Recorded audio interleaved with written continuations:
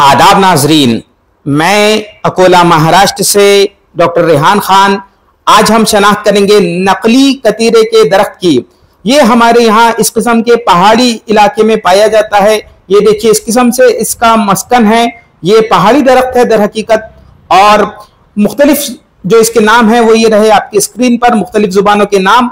और इसका अहम इस्तेमाल समझ लीजिए, आजकल हिंदुस्तान में जो कतीरे का गोंद मिल रहा है वो हकीकतन इसी दरख्त का गोंद है, जबकि जो असली कतीरा होता है वो वस्ती एशिया में पाया जाता है और वो खारदार दरख्त होता है। लेकिन ये जो नकली कतीरा है यही इस्तेमाल किया जाता है। लेकिन सबसे अहम बात यह है कि इन दोनों के अफाल में एक बुनियादी फर्क है, यानी नकली कतीरे के गोंद में और असली कतीरे के गोंद में बुनियादी फर्क यह है कि असली कतीरे का गोंद जो है वो माविन हमल होता है, जबकि जो नकली कतीरे का गोंद है वो माने हमल होता है, एबॉर्टिफिशिएंट होता है।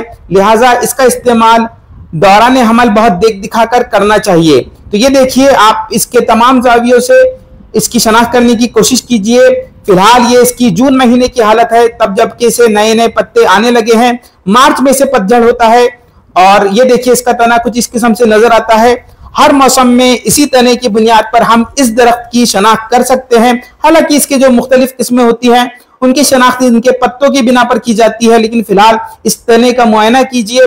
इसी तने से फिर गर्मी के मौसम में यानी अप्रैल मई जून में इससे जो गोंद निकलता है वो बाजार में कतीरा नाम से फरोख्त किया जाने लगा है। तो ये देखिए, काफी ऊंचे किस्म का, काफी वसी ये दरख्त होता है और इसका जो तना है वो 14वीं शब में चमकता है। इसीलिए कुछ लोगों का ख्याल है कि इसमें कुछ भूत प्रेत आके बस जाते हैं और इसीलिए इसे हमारे यहाँ भूतिया पलाश के नाम से आम लोग जानते हैं। और जंगलों में इन्हीं दरख्तों ने काफी खौफ मचाया हुआ था। अब इनके पत्तों का मुआयना और मुशाहिदा कीजिए। इसके पत्ते की जसामत का भी अंदाजा आप पैमाइश पट्टी की बिना पर कर सकते हैं। इस किस्म के काफी बड़े किस्म के इसके पत्ते होते हैं और ये नोकीले होते हैं। हालांकि इसकी जो एक किस्म है दूसरी स्टरकुलिया विलोसा, उसका जो पत्ता है वो थोड़ा सा मुख्तलिफ होता है। और एक तीसरा दरख्त है जिसका लातीनी नाम स्टरकुलिया फ्यूटिडा है, उसकी शनाख्त मैं आपको आगे करवाऊंगा। उसे जंगली बादाम कहते हैं। तो ये देखिए, इसके पत्तों का पुष्ट की जानिब से मुशाहिदा कीजिए। आपको नजर आ रहा होगा काफी कमजोर किस्म की इसकी टहनियां होती हैं और इसका पत्ता ये देखिए पुष्ट की जानिब से कुछ इस किस्म से नजर आता है। मखलूत किस्म का इसका पत्ता होता है। तो ये देखिए, और इनकी सानवी उरूक किस किस्म से होती है, तकरीबन 6 उरूक 5 उरूक इस किस्म से इसमें होती है इन पत्तों में। और ये देखिए, ये इसकी जो है गर्मी के मौसम की हालत है, यानी फरवरी मार्च में ये पत्ते कुछ इस किस्म के होते हैं। और इसके मस्कन का भी अंदाजा लगाइए। अब इसके फूलों का मुआयना और मुशाहिदा कीजिए।